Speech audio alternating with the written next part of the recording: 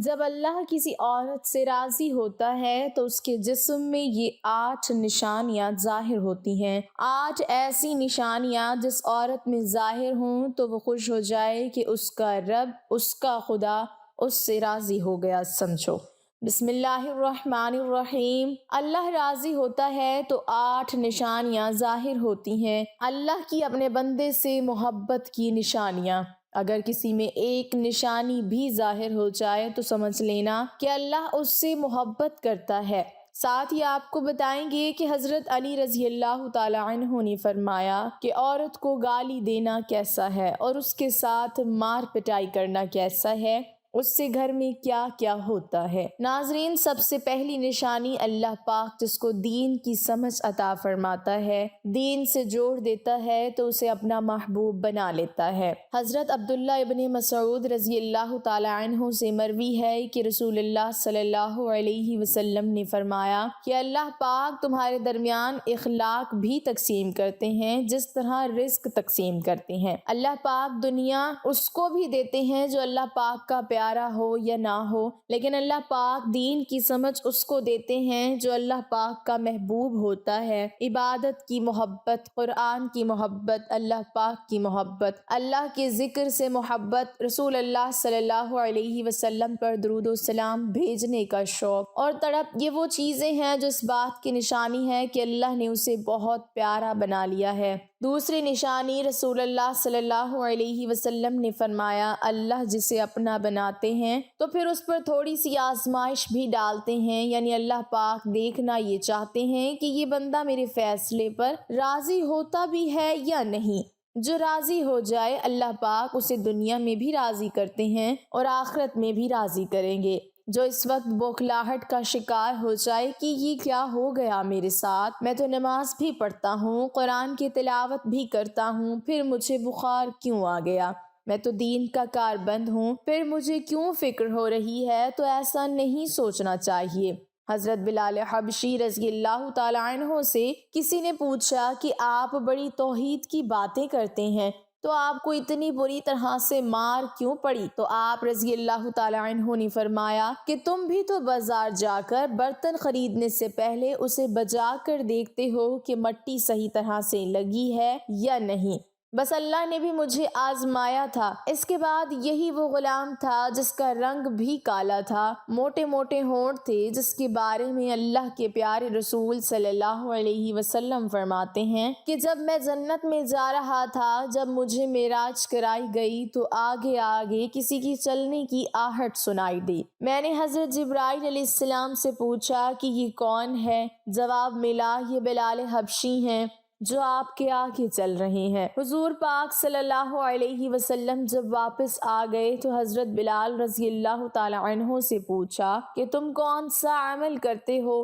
تو حضرت بلال رضی اللہ تعالی عنہ نے فرمایا کہ آپ نے ہی تو فرمایا تھا کہ ہر وقت باوضو رہنا، تو میں ہر وقت وضو کی حالت میں رہتا ہوں، اور جب بھی بے وضو ہوتا ہوں تو اسی وقت نیا وضو کر لیتا ہوں، اور جب وضو کرتا ہوں تو تب 2 رکعت نماز بھی پڑھ لیتا ہوں۔ چلتے زمین پر ہیں اور قدموں کی آہٹ جنت میں سنائی دیتی ہے۔ تو آزمائش اللہ پاک کی محبت کی دوسری نشانی ہے۔ اسی لیے اگر کوئی فکر یا پریشانی میں ہو، اس کا مطلب یہ نہیں ہوتا کہ پتہ نہیں کہ مجھے کیا ہو گیا ہے، اللہ پاک اپنے پیاروں کو ہی آزماتا ہے۔ تیسری نشانی تو بہت ہی زیادہ خوبصورت نشانی ہے جس سے پتہ چل سکتا ہے کہ اللہ پاک کس سے راضی ہیں اور ہم سے محبت کرتے ہیں یا نہیں۔ اللہ پاک جب کسی بندے سے محبت کرتے ہیں تو اس کی طرف خوبصورت بدلاؤ لاتے ہیں۔ حدیث میں آتا ہے کہ جب اللہ پاک کسی سے محبت کرتے ہیں تو اللہ پاک حضرت جبرائیل علیہ السلام کو فرماتے ہیں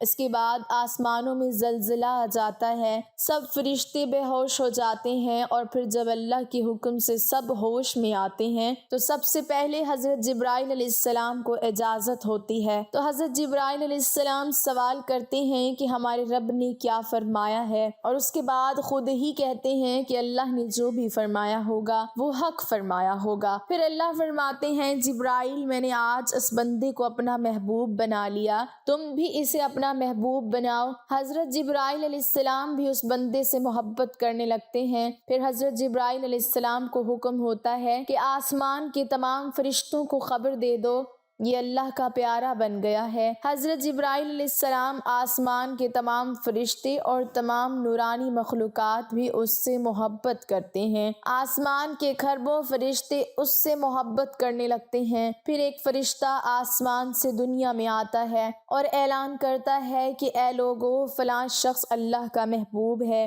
حضرت جبرائیل علیہ السلام اور تمام آسمانوں کی نوری مخلوقات اس سے محبت کرتی ہے، تم بھی اس سے محبت کرو۔ اور پھر دنیا والوں کے دلوں میں اللہ پاک اس بندے کی محبت ڈالتا ہے۔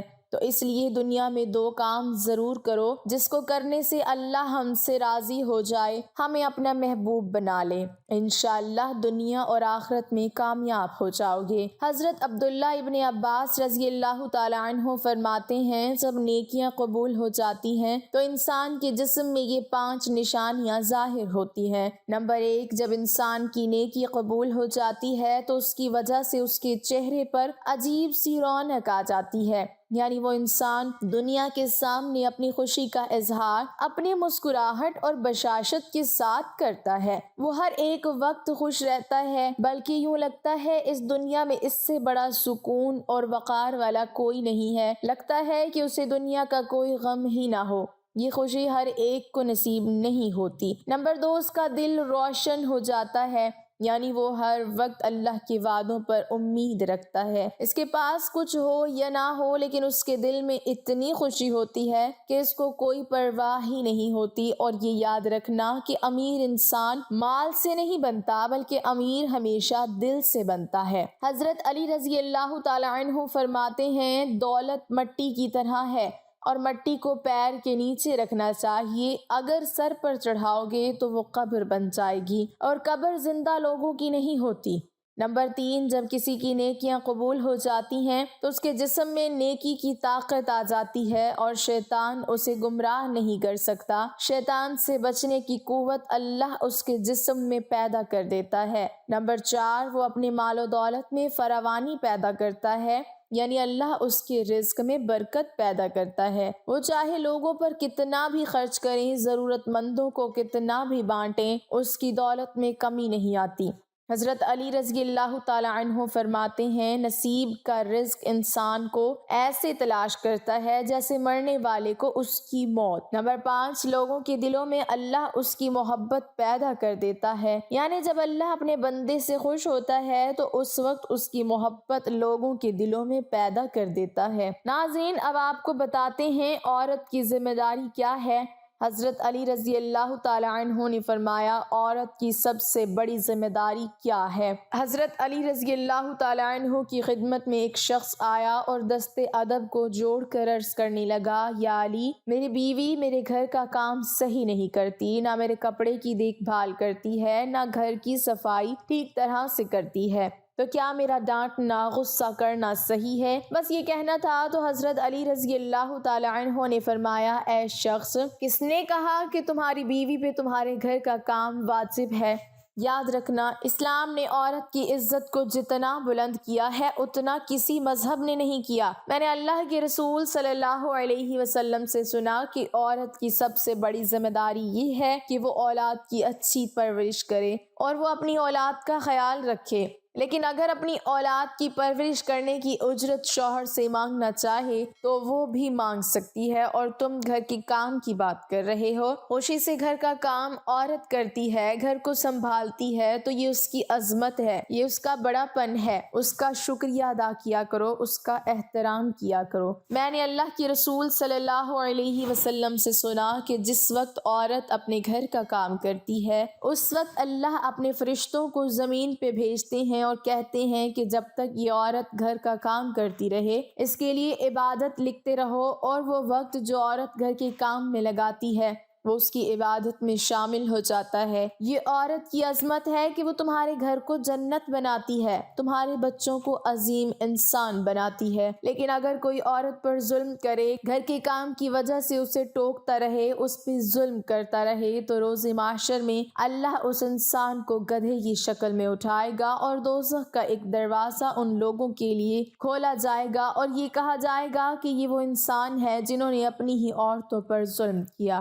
ان کو حقیر سمجھا اور ان کو غلام سمجھا۔ ناظرین، اب ہم آپ کو بتاتے ہیں حضرت علی رضی اللہ تعالی عنہ نے فرمایا گھر میں عورت کا رونا کیسا ہے، عورت پر ظلم کرنے کی کیا سزا ہے۔ حضرت علی رضی اللہ تعالی عنہ راستے سے گزر رہے تھے، دیکھا کہ ایک شخص اپنی بیوی پر ظلم کر رہا تھا۔ حضرت علی رضی اللہ تعالی عنہ ان کے قریب گئے اور فرمانے لگے، اے شخص، اللہ سے ڈرو، تمہاری مفلسی، پریشانی اور رزق میں تنگی کا سبب یہ ہے کہ یہ تمہاری بیوی تمہارے ہی ظلم کی وجہ سے تمہارے ہی گھر میں روتی ہے۔ میں نے رسول اللہ صلی اللہ علیہ وسلم سے سنا کہ جس گھر میں عورتیں روتی ہیں اس گھر میں رزق کے فرشتے نہیں آتے اور یوں اس گھر میں رہنے والے مردوں کے رزق کی راہیں تنگ ہونے لگتی ہیں اور یوں وہ پریشانی اور مفلسی میں گرفتار ہو جاتے ہیں۔ یاد رکھنا، اللہ نے اولاد مرد کی تقدیر میں اور دولت عورت کی تقدیر میں لکھی ہوئی ہے۔ اگر تم یہ چاہتے ہو کہ تمہارے رزق میں فراوانی ہو اور عزت، شہرت، دولت دن بدن بڑھتی جائے تو اپنے گھر میں اپنی عورتوں کا خیال رکھو، انہیں خوش رکھو۔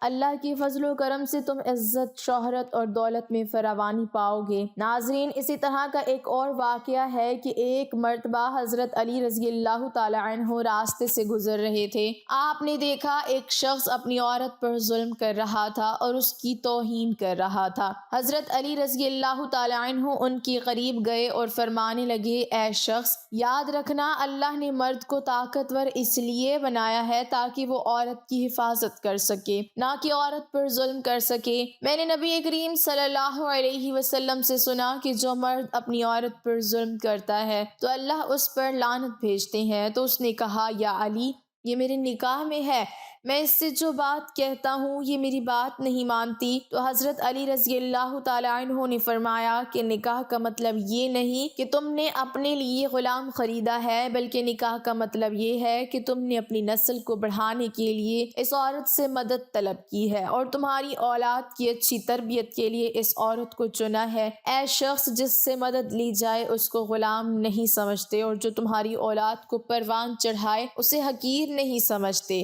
بلکہ تمہیں تو اس کا شکر گزار ہونا چاہیے۔ یاد رکھنا، عورت پر ظلم کرنے کا مطلب ہے اولاد کی بغاوت۔ آنے والے وقت میں جو اولاد اس عورت کے جسم سے تمہیں نصیب ہوگی تو اس کے وجود میں تمہارے لیے بغاوت ہی بغاوت ہوگی۔ اللہ تعالیٰ سے دعا ہے کہ اللہ ہمیں دین حق پر چلنے کی توفیق عطا فرمائے، ہماری اولاد کو ہمارے لیے رحمت بنائے اور ہمیں دین کی مکمل سمجھ نصیب فرمائے، آمین۔